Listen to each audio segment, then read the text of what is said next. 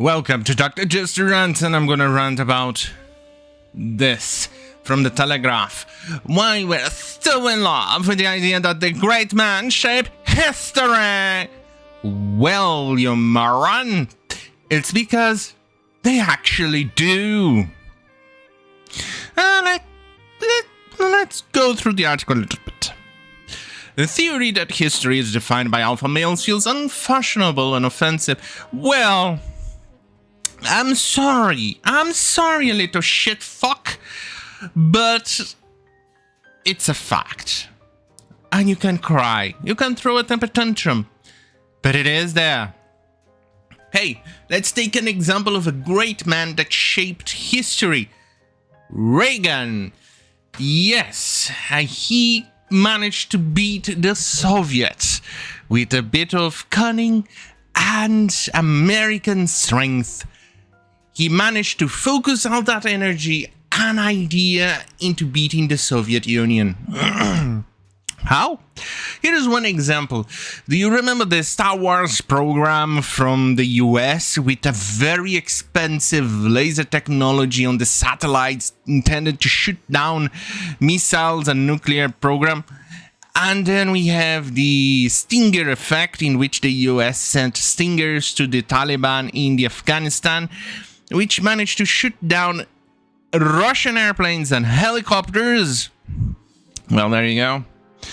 Because the Soviets not only suffered in Afghanistan, but they also suffered through the Star Wars program, in which they spent a lot of money trying to not only create a system that is similar, but also to counter it, which led to its downfall. You have great men. Hey, another very recent great man that has shaped history. The Orange Man. The Tangerine Man. Yes, I'm talking about Mr. Trump. Great man who did the same thing, but let's continue. Not the same, not the same thing, but he actually changed the world. He created peace between the Arab countries with Israel, at least normalizing their diplomatic accords with the Abraham Accords. So there is that. Well, anyway, let's see what this guy says. This month, Ridley Scott will release his epic biopic of Napoleon, and I cannot wait to see it. As a study of power and ambition, Napoleon, the archetypal great man of history, has fascinated many directors, not least Abel Gance, whose silent film of 1927 is often cited as the finest cinematic work ever made. But with academic tide turned so strongly against the great man's school of history, you might struggle to find historians today willing to humor such a heroic narrative. No, it's because some of them are so woke bastards that they are going to try and downplay any great man in history to pump up or prop up some weird guy who never did anything, or not guy, possibly a they-them, or a woman who did almost nothing, to try and downplay the changes great men have done through history. This is completely natural for men to be great in or changing or shaping history because of how we are evolved, how we evolved as a species. And there is the testosterone. Mostly because testosterone makes you a bit more aggressive, so we tend to be a bit more aggressive in everything we do. That is why men are more likely to ask for a raise in a job. Why men tend to, well, take more high risk and high reward jobs. It's because of all of that. But before I continue, here's a trailer of something very good.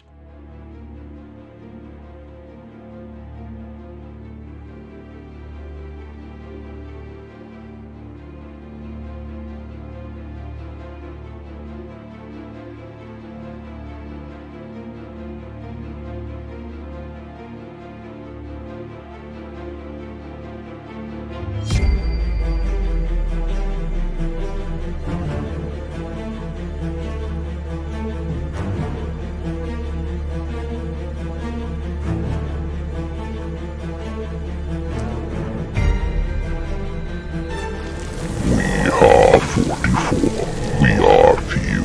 We are God's chosen knights. We are born of sin and crime. We are repentance personified. We are immortal. We are legend. We are God's wrath made manifest. And we know no fear.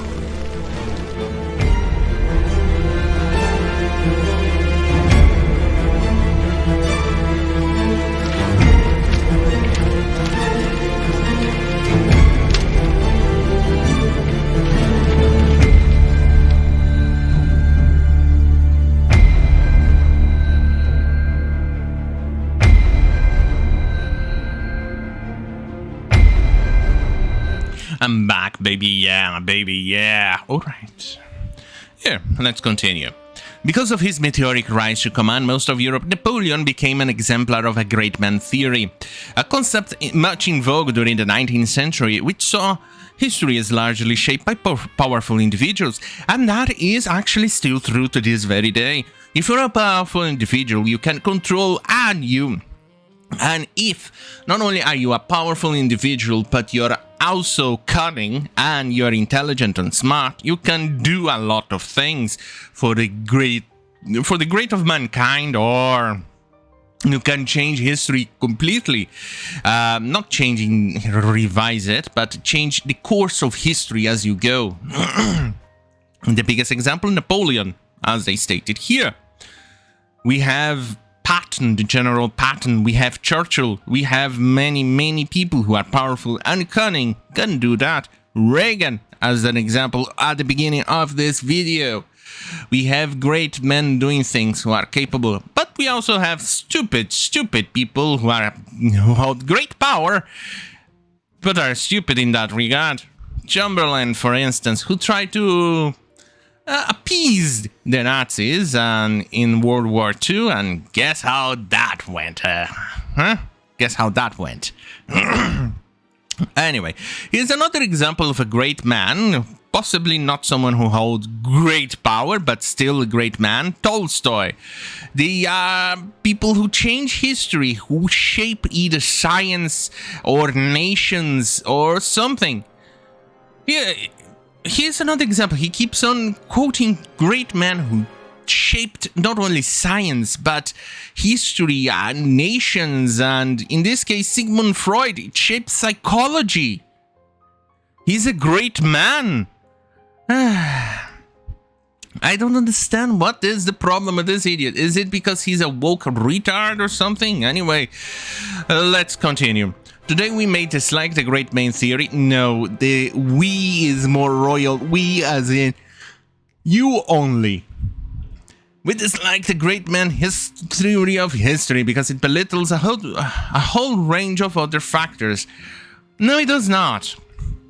Because a great man he's capable of using those assets to change history.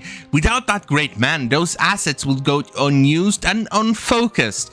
Think of this like the great man being the lens. Otherwise, let's go an example here. A very crude example, if you will. An ant is walking by willy-nilly under the sun, nothing. If the ant manages to hide itself properly, very fast, it will not dehydrate, will not lose its humidity, and it can continue surviving. But if you're a person and you grab that lens and you hold that lens on top of the ant and focus that light on top of that ant, the ant will cook. You can say, for instance, the lens and the man is the great person who changed it. He used those assets to actually change the outcome of that ant.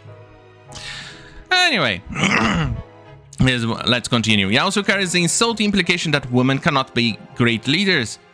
Well, they can, but like I said, men tend to be more aggressive due to our testosterone, and we tend to shape more than women.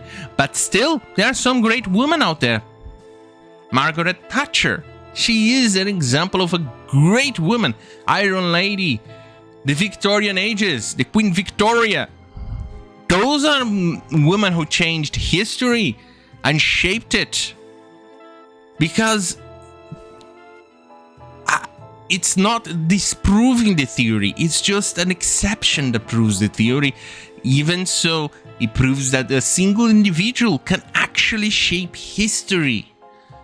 Why are you so triggered, you moron? Anyway, let's continue. Despite them being much less susceptible to the narcissistic narrative so favored by male dictators. Yeah, no, women also tend to overcompensate a little bit, so no. Anyway, Xerxes, here's another examples of great people. Xerxes, Alexander, Hannibal, Charlemagne, Genghis Khan, and I can even quote a myriad of Roman emperors as well. Hadrian, Caligula, Nero. All changed history. Why do you have any problems with it?